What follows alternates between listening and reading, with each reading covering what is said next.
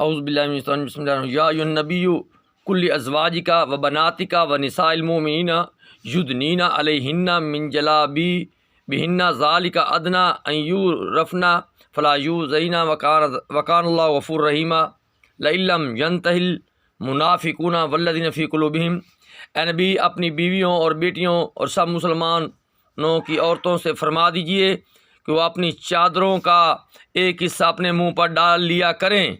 سن لو، اس سے زیادہ نزدیک ہے کہ وہ پہچان لی جائیں کہ وہ شریف عورتیں ہیں، کہ ان کو ستایا نہ جائے، یعنی بدگماش آور لوگ ان کو ستا نہ سکے، اور اللہ تعالیٰ بڑا بخشنے والا اور مہربان ہے۔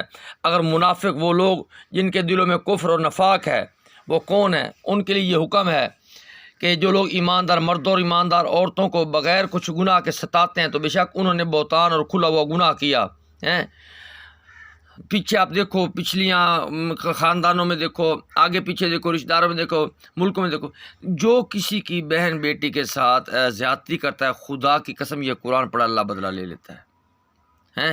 جب اللہ نے پردے کا حکم دے دیا ہے تو اللہ تعالیٰ اس وقت تک کسی کی بے پردی نہیں کرتا۔ جب تم کسی کی بیٹی کی بے پردگی کرو گے، کسی کی بیٹی کو آزاد ہوگے، کسی کی بیٹی کے لیے نفاق رکھو گے، پھر اللہ تعالیٰ ہماری بیٹیوں کے ساتھ پھر ایسا کرتا ہے۔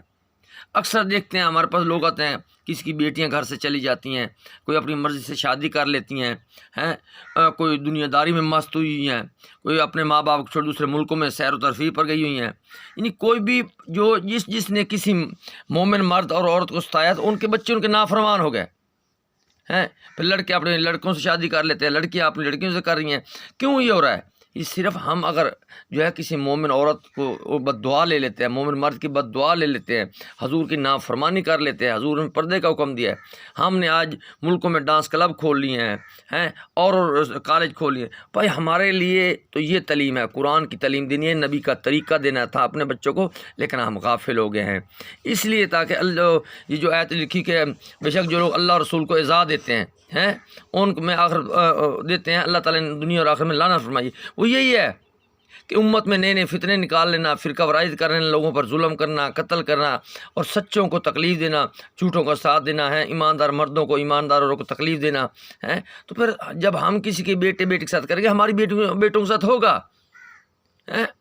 تو کیوں ایسا کر جاتے ہو کہ اس سے پہلے کہ رسول ناراض ہو جائیں، اس سے پہلے کہ اللہ تعالیٰ کا عذاب ہے اور پکڑ آئے، بیماری آئے، کینسر، شوگر اور دل کے اٹیک اور آپ کے بچے نافرمان ہوں، خدا کے لیے توبہ کر لو یار، مت کسی کے مومن مرد عورت کو تکلیف دو اور اپنی بیٹی بیٹوں کو پردوں میں رکھو۔ جب تم کسی کی بیٹی اور بیٹے کا پردہ رکھو گے، ان کی عزت کرو گے، تو اللہ تعالیٰ تمہاری بیٹی بیٹوں کی عزت کرے گا۔ مجھے بھی معاف فرما دینا، اللہ تمہیں بھی معاف فرمائے۔